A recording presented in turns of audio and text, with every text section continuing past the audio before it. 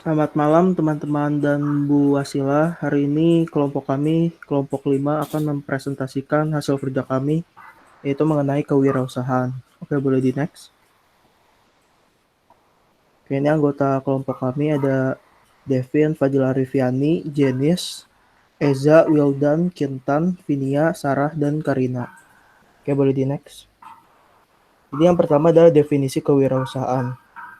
Nah, dari banyaknya definisi-definisi, kelompok kami menyimpulkan bahwa kewirausahaan adalah sikap atau usaha atau kemampuan untuk menciptakan hal-hal baru yang memiliki nilai dan manfaat untuk diri sendiri maupun orang lain.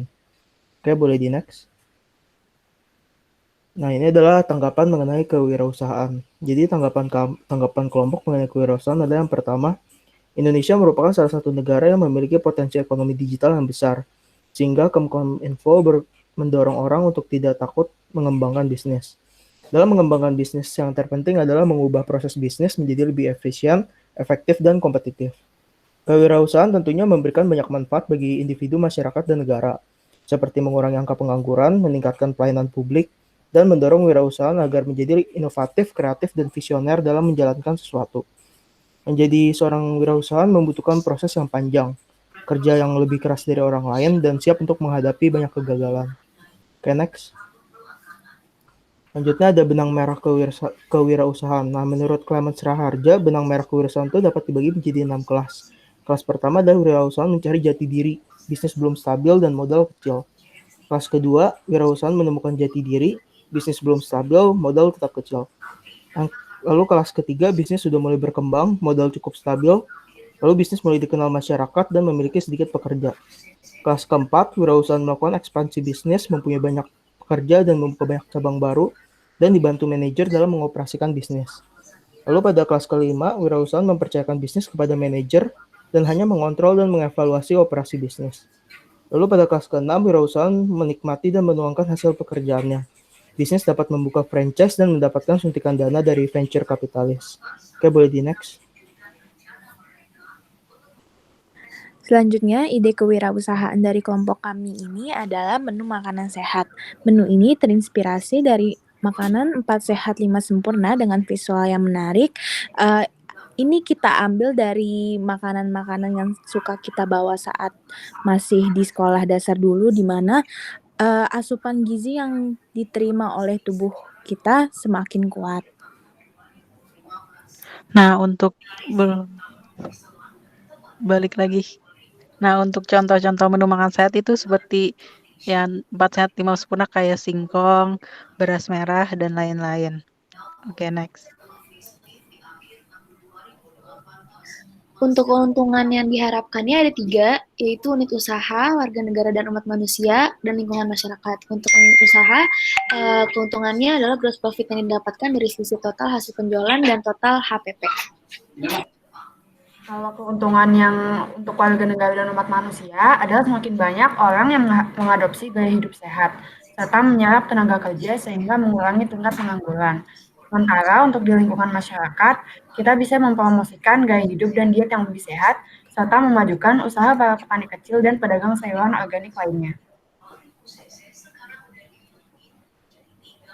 Baik, selanjutnya peluang dalam di masa pandemi ini adalah tingginya perhatian masyarakat akan kesehatan pandemi COVID-19 menjadi peluang bagi usaha yang bergerak di bidang kesehatan termasuk bisnis makanan sehat.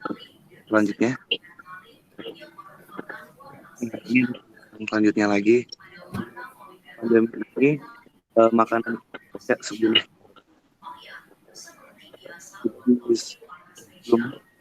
sebelum pandemi ini makanan sehat ini meningkat karena kesadaran yang dibutuhkan masyarakat atas makanan sehat yang membuat kita lebih baik.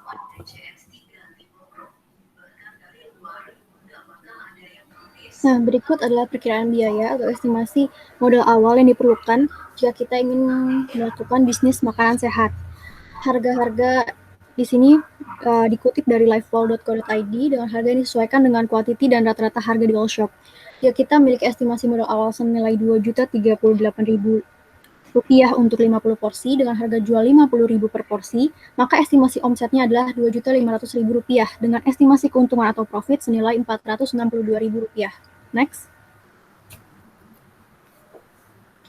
Selain adanya peluang dan biaya, tentunya juga terdapat hambatan dan tantangan, baik dari segi biaya dan tenaga, di mana cenderung bahan-bahan makanan kualitas baik itu memiliki harga yang lebih tinggi, kemudian memastikan kualitas, inovasi, variasi menu, dan juga edukasi dalam mensosialisasikan pentingnya makanan sehat bagi masyarakat. Next. Ini apa yang harus dihadapi agar bisnis bisa terus maju. Yang pertama itu kita bisa menambahkan variasi paket makanan yang beragam, terus kita juga bisa bekerja sama dengan aplikasi online supaya bisnis itu lebih dikenal masyarakat luas.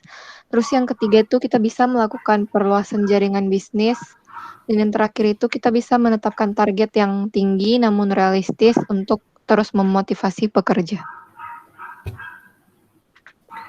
Baik, untuk kesimpulannya, dari definisi kewirausahaan yang sudah kami paparkan, kami memilih bisnis makanan sehat untuk kami jalankan.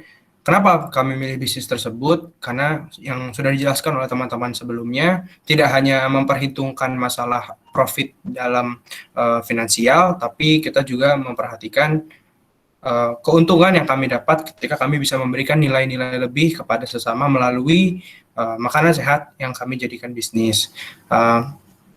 Selanjutnya adalah daftar pustaka yang kami pakai.